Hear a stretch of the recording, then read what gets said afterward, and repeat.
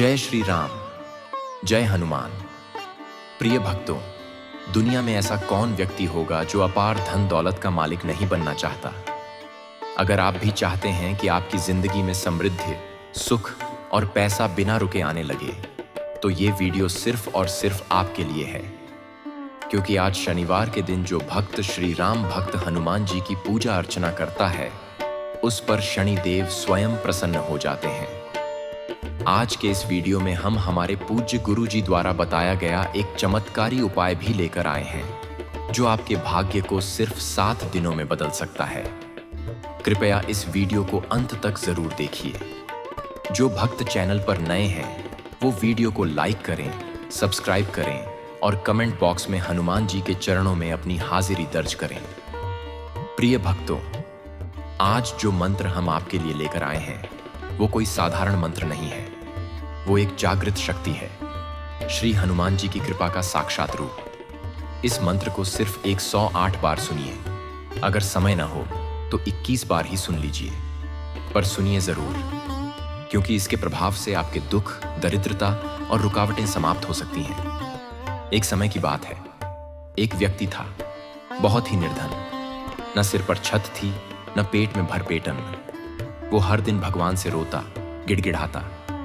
फिर एक दिन एक ब्राह्मण देवता ने उसे बताया, अगर तू अपनी सभी समस्याओं से छुटकारा पाना चाहता है, तो आज से ही हनुमान जी के मंत्र का स्मरण शुरू कर दे। क्योंकि हनुमान जी कलयुग के एकमात्र ऐसे देवता हैं जो अपने भक्तों की भक्ति से तुरंत प्रसन्न हो जाते हैं। उस व्यक्ति ने भक्ति भाव से हनुमान जी के धन प्राप्ति मंत्र का जप आरंभ किया और केवल 7 दिनों में उसका जीवन बदल गया। उसे धन मिला, रोजगार मिला और सम्मान भी। प्रिय भक्तों, अब जानिए वह दिव्य और सरल उपाय जिसे आप आज से ही शुरू कर सकते हैं। शनिवार की रात को स्नान करके शुद्ध लाल वस्त्र धारण करें।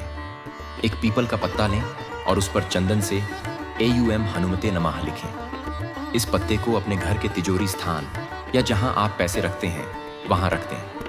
फिर उसी स्थान पर बैठकर AUM श्री हनुमते नमः मंत्र का 108 बार जप करें। इस उपाय को लगातार 7 शनिवार तक करें और पूरी श्रद्धा से हनुमान जी से धन, वैभव और उन्नति की प्रार्थना करें।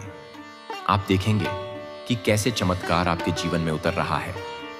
तो भक्तों, देर न करें, आज से ही इस उपाय को अपनाइए और अपने जीवन में बजरंग बली की कृपा को महसूस कीजिए। कमेंट में जय बजरंग बली जरूर लिखें और वीडियो को शेयर करें, ताकि हर भक्त हनुमान जी की कृपा से धनवान बने। तो चलिए मंत्र का जाप करें। करो कृपा मुझ पर हे हनुमान, जीवन भर करूं मैं तुम्हें सदा प्रणाम। ओम नमो हनुमते रुद्र अवतराय राम सेवकाय राम भक्ति तत्पराय राम हृदयाय नमः। ओम नमो हनुमते रुद्र अवतराय राम सेवकाय राम भक्ति तत्पराय राम हृदयाय नमः।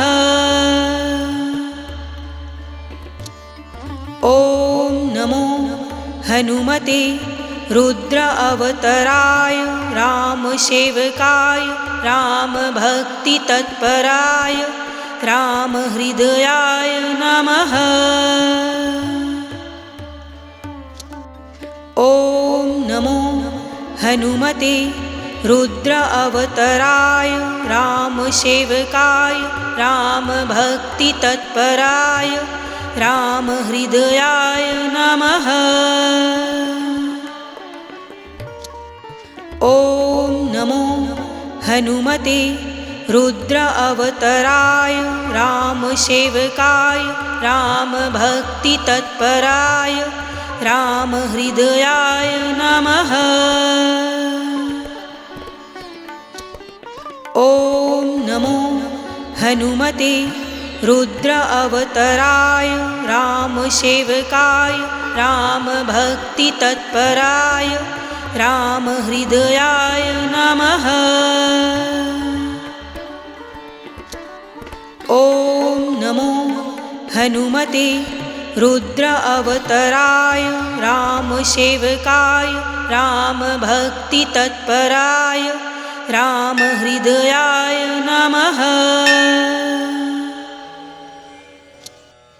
ॐ नमो हनुमते रुद्र अवतराय रामसेवकाय रामभक्तितत्पराय रामहृदयाय नमः। ॐ नमो हनुमते रुद्र अवतराय रामसेवकाय रामभक्तितत्पराय रामहृदयाय नमः। ॐ नमो हनुमते रुद्र अवतराय रामसेवकाय रामभक्तितत्पराय रामहृदयाय नमः। ॐ नमो हनुमते रुद्र अवतराय रामसेवकाय रामभक्तितत्पराय रामहृदयाय नमः। ॐ नमो हनुमते रुद्र अवतराय रामसेवकाय रामभक्तितत्पराय रामहृदयाय नमः। ॐ नमो हनुमते रुद्र अवतराय रामसेवकाय रामभक्तितत्पराय रामहृदयाय नमः। ॐ नमो हनुमते रुद्र अवतराय रामसेवकाय रामभक्तितत्पराय रामहृदयाय नमः। ॐ नमो हनुमते रुद्र अवतराय रामसेवकाय रामभक्तितत्पराय रामहृदयाय नमः। ॐ नमो हनुमते रुद्र अवतराय रामसेवकाय रामभक्तितत्पराय रामहृदयाय नमः। ॐ नमो हनुमते रुद्र अवतराय रामसेवकाय रामभक्तितत्पराय रामहृदयाय नमः। ॐ नमो हनुमते रुद्र अवतराय रामसेवकाय रामभक्तितत्पराय रामहृदयाय नमः। ॐ नमो हनुमते रुद्र अवतराय रामसेवकाय रामभक्तितत्पराय रामहृदयाय नमः। ॐ नमो हनुमते रुद्र अवतराय रामसेवकाय रामभक्तितत्पराय रामहृदयाय नमः। ॐ नमो हनुमते रुद्र अवतराय रामसेवकाय रामभक्तितत्पराय रामहृदयाय नमः। ॐ नमो हनुमते रुद्र अवतराय रामसेवकाय रामभक्तितत्पराय रामहृदयाय नमः। ॐ नमो हनुमते रुद्र अवतराय रामसेवकाय रामभक्तितत्पराय रामहृदयाय नमः। ॐ हनुमते रुद्र अवतराय रामसेवकाय रामभक्तितत्पराय रामहृदयाय नमः। ॐ नमो हनुमते रुद्र अवतराय रामसेवकाय रामभक्तितत्पराय रामहृदयाय नमः। ॐ नमो हनुमते रुद्र अवतराय रामसेवकाय रामभक्तितत्पराय रामहृदयाय नमः। ॐ नमो हनुमते रुद्र अवतराय रामसेवकाय रामभक्तितत्पराय रामहृदयाय नमः। ॐ नमो हनुमते रुद्र अवतराय रामसेवकाय रामभक्तितत्पराय रामहृदयाय नमः।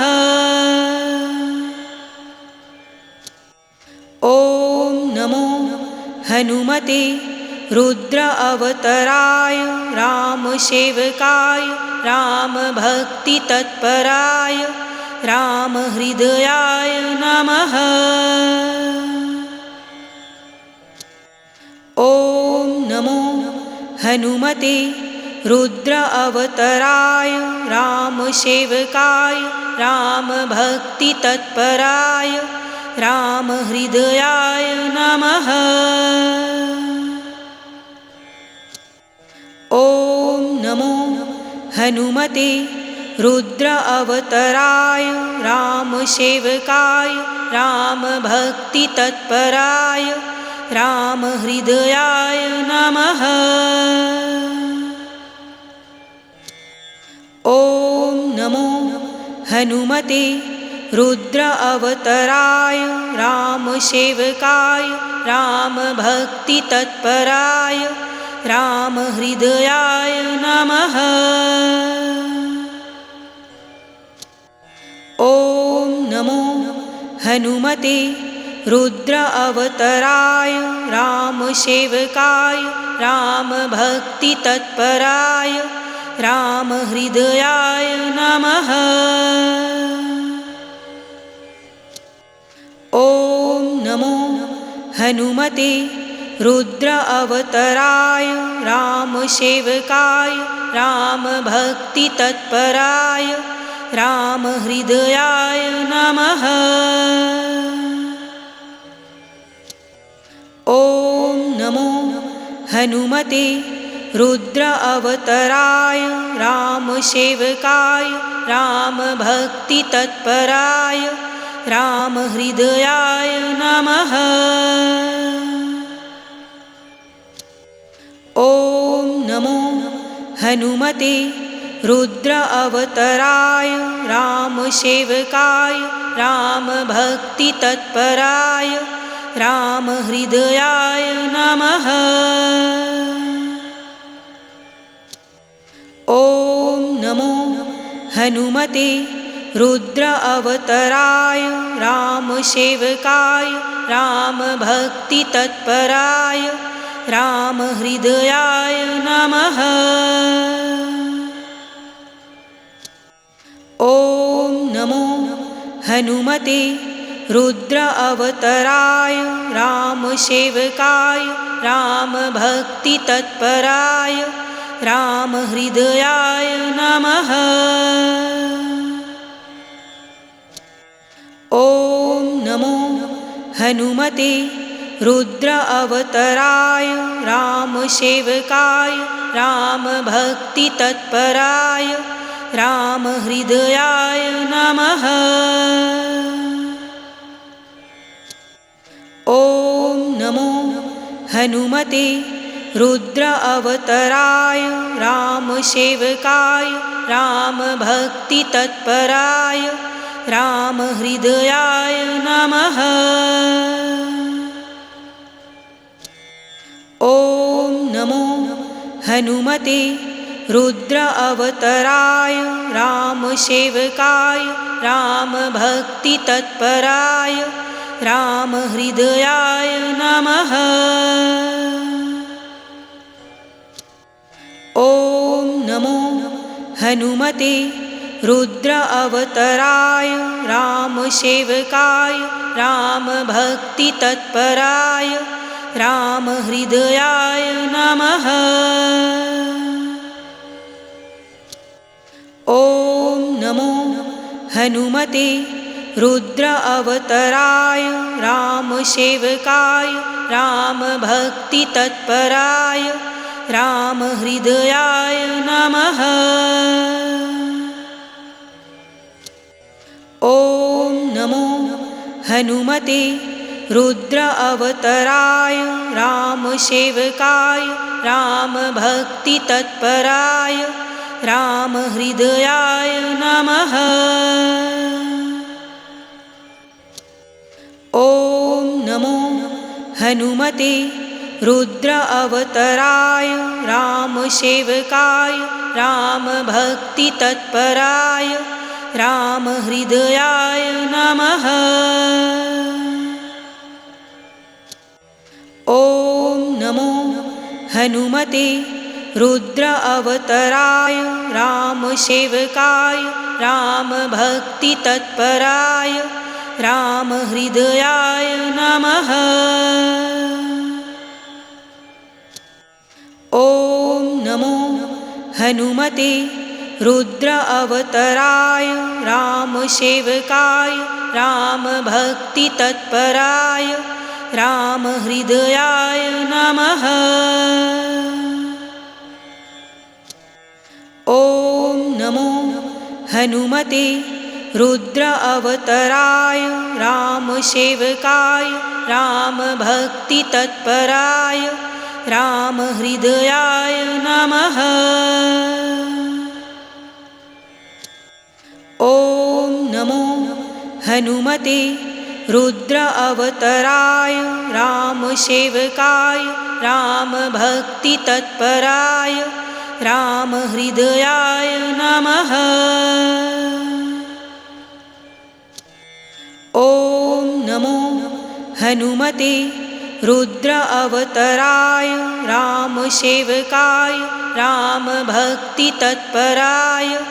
रामहृदयाय नमः। ॐ नमो हनुमते रुद्र अवतराय रामसेवकाय रामभक्तितत्पराय रामहृदयाय नमः। ॐ नमो हनुमते रुद्र अवतराय रामसेवकाय रामभक्तितत्पराय रामहृदयाय नमः। ॐ नमो हनुमते रुद्र अवतराय रामसेवकाय रामभक्तितत्पराय रामहृदयाय नमः। ॐ नमो हनुमते रुद्र अवतराय रामसेवकाय रामभक्तितत्पराय रामहृदयाय नमः।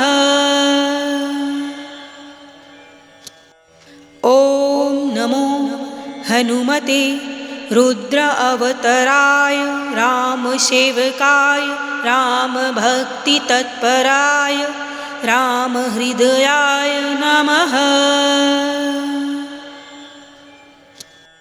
ॐ नमो हनुमते रुद्र अवतराय रामसेवकाय रामभक्तितत्पराय रामहृदयाय नमः। ॐ नमो हनुमते रुद्र अवतराय रामसेवकाय रामभक्तितत्पराय रामहृदयाय नमः। ॐ हनुमते रुद्र अवतराय रामसेवकाय रामभक्तितत्पराय रामहृदयाय नमः। ॐ नमो हनुमते रुद्र अवतराय रामसेवकाय रामभक्तितत्पराय रामहृदयाय नमः। ॐ नमो हनुमते रुद्र अवतराय रामसेवकाय रामभक्तितत्पराय रामहृदयाय नमः। ॐ नमो हनुमते रुद्र अवतराय रामसेवकाय रामभक्तितत्पराय रामहृदयाय नमः। ॐ नमो हनुमते रुद्र अवतराय रामसेवकाय रामभक्तितत्पराय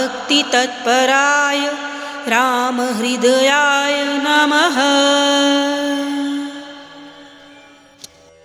ॐ नमो हनुमते रुद्र अवतराय रामसेवकाय रामभक्तितत्पराय रामहृदयाय नमः। ॐ नमो हनुमते रुद्र अवतराय रामसेवकाय रामभक्तितत्पराय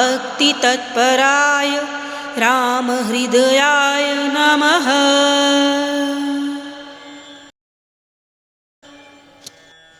ॐ नमो हनुमते रुद्र अवतराय रामसेवकाय रामभक्तितत्पराय रामहृदयाय नमः। ॐ नमो हनुमते रुद्र अवतराय रामसेवकाय रामभक्तितत्पराय रामहृदयाय नमः। ॐ नमो हनुमते रुद्र अवतराय रामसेवकाय रामभक्तितत्पराय रामहृदयाय नमः। ॐ नमो हनुमते रुद्र अवतराय रामसेवकाय रामभक्तितत्पराय रामहृदयाय नमः। ॐ नमो हनुमते रुद्र अवतराय रामसेवकाय रामभक्तितत्पराय रामहृदयाय नमः। ॐ नमो हनुमते रुद्र अवतराय रामसेवकाय रामभक्तितत्पराय रामहृदयाय नमः।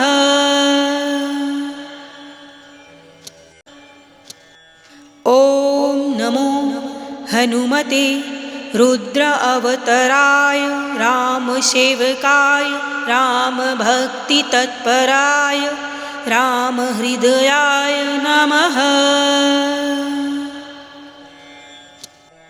ॐ नमो हनुमते रुद्र अवतराय रामसेवकाय रामभक्तितत्पराय रामहृदयाय नमः।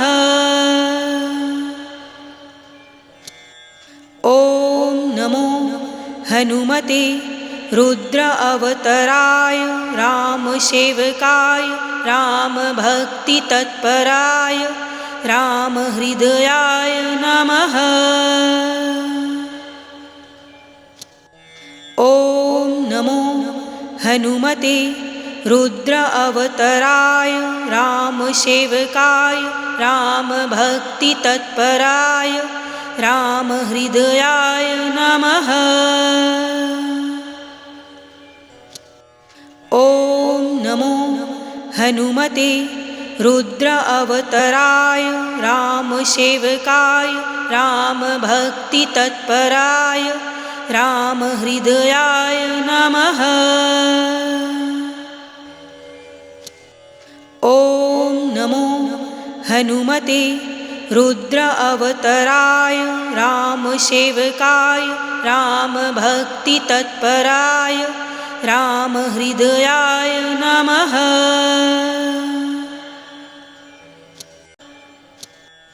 ॐ नमो हनुमते रुद्र अवतराय रामसेवकाय रामभक्तितत्पराय रामहृदयाय नमः। ॐ नमो हनुमते रुद्र अवतराय रामसेवकाय रामभक्तितत्पराय रामहृदयाय नमः। ॐ नमो हनुमते रुद्र अवतराय रामसेवकाय रामभक्तितत्पराय रामहृदयाय नमः। ॐ नमो हनुमते रुद्र अवतराय रामसेवकाय रामभक्तितत्पराय रामहृदयाय नमः। ॐ नमो हनुमते रुद्र अवतराय रामसेवकाय रामभक्तितत्पराय रामहृदयाय नमः। ॐ नमो हनुमते रुद्र अवतराय रामसेवकाय रामभक्तितत्पराय रामहृदयाय नमः।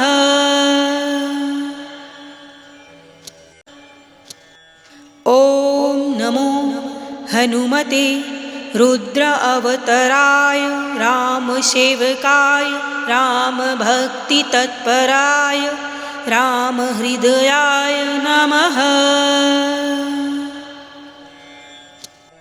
ॐ नमो हनुमते रुद्र अवतराय रामसेवकाय रामभक्तितत्पराय रामहृदयाय नमः। ॐ नमो हनुमते रुद्र अवतराय रामसेवकाय रामभक्तितत्पराय रामहृदयाय नमः। ॐ नमो हनुमते रुद्र अवतराय रामसेवकाय रामभक्तितत्पराय रामहृदयाय नमः। ॐ नमो हनुमते रुद्र अवतराय रामसेवकाय रामभक्तितत्पराय रामहृदयाय नमः। ॐ नमो हनुमते रुद्र अवतराय रामसेवकाय रामभक्तितत्पराय रामहृदयाय नमः।